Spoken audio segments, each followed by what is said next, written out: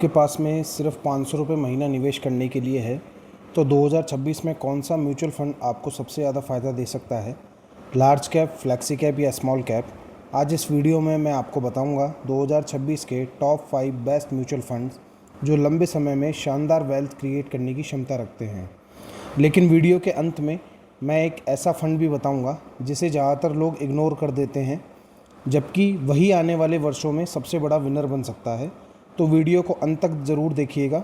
और ये कोई रिकमेंडेशन नहीं है कि आप इन्हीं फ़ंड को लें, ये एक एजुकेशन पर्पज़ के लिए मैं बना रहा हूँ आपके लिए वीडियो। नमस्कार दोस्तों, आप देख रहे हैं निवेश अब। अगर आप म्यूचुअल फ़ंड में निवेश करते हैं या 2026 में शुरुआत करना चाहते हैं तो वीडियो आपके लिए है। मैं आपको सिर्फ नाम नहीं बताऊंगा बल्कि रिस्क, रिटर्न पोटेंशियल, किसके लिए सही है, कितने साल निवेश करना है, ये सभी आपको इजी वे में समझाऊंगा। तो चलिए शुरू करते हैं। सबसे पहला म्यूचुअल फंड जो है मैं आपको बता रहा हूँ वो है निपॉन इंडिया लार्ज कैप। इसमें मैंने भी इन्वेस्ट कर रखा है।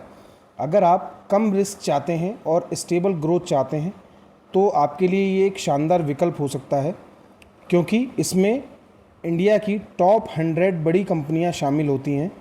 ठीक है, जैसे कि Reliance, HDFC bank, ICICI bank, Infosys और टीसीएस। ये आप सब स्क्रीन पे देख पा रहे होंगे।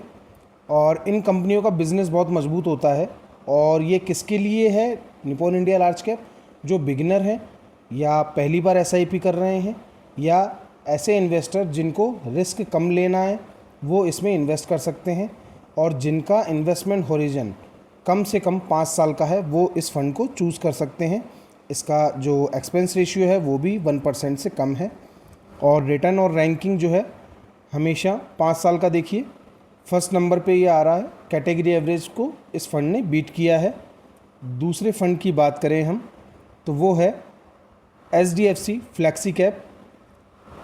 फ्लेक्सी कैप का मतलब होता है जहां फंड मैनेजर उसको जहां मौका मिले वो वहां निवेश कर सकता है, जैसे कि लार्ज कैप में, मिड कैप में, स्मॉल कैप में। इसमें तीनों का मिक्सचर होता है। जो कंपनियां लार्ज कैप, मिड कैप और स्मॉल कैप में आती हैं उन तीनों को ये इंक्लूड करता है। और इससे फ़ायदा ये होता है कि मार्केट गिरे या बढ़े, फंड मैनेजर पोर्टफोलियो बदल सकता है।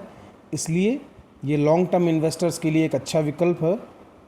इन्वेस्टमेंट कितने साल के लिए करना है? 7 साल या उससे ज़्यादा के लिए अगर आपके पास टाइम पीरियड है तो आप इसमें इन्वेस्ट कर सकते हैं।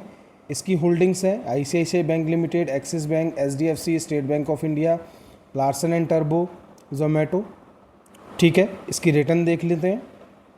कैटेगरी एवरेज से बीट किया है फंड ने, और इसका एक्सपेंस रेशियो भी 1% से कम है।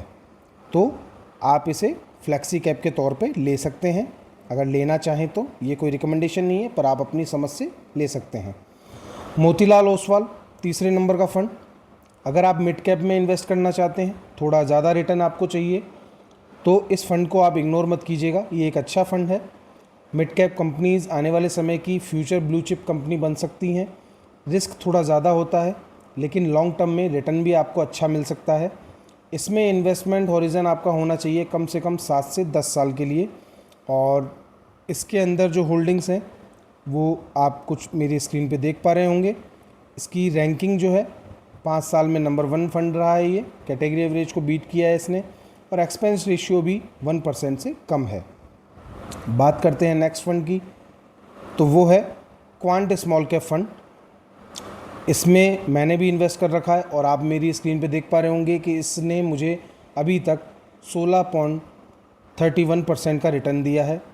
ये भारत का जो है एक लोकप्रिय फंड है। इसमें अगर आपकी लक्ष्य है मैक्सिमम वेल्थ क्रिएशन की और आप उतार चढ़ाव झेल सकते हैं तो स्मॉल कैप फंड आपको सबसे ज़्यादा रिटर्न देने की क्षमता रखता है। लेकिन याद रखिएगा, स्मॉल कैप में सबसे ज़्यादा वॉलेटिलिटी भी होती है। मार्केट क्रैश में सबसे ज़्यादा यहीं जो कंपनीज़ होती हैं वो गिरती हैं, और इसमें रिकवरी भी बहुत जल्दी आती है। इसलिए इसमें तभी निवेश करें जब आपका निवेश कम से कम 10 साल का हो। और इसकी रैंकिंग देख लेते हैं तो इसने भी अपने कैटेगरी एवरेज को बीट किया है। एक्सपेंस रेशियो इसका भी 1% से कम है। ठीक है, अब एक लास्ट फंड जो मैं आपको बताने वाला था वो है पराग पारेख फ्लेक्सी कैप फंड। ये जो फंड है ये इंडिया का सबसे लोकप्रिय फंड माना जाता है।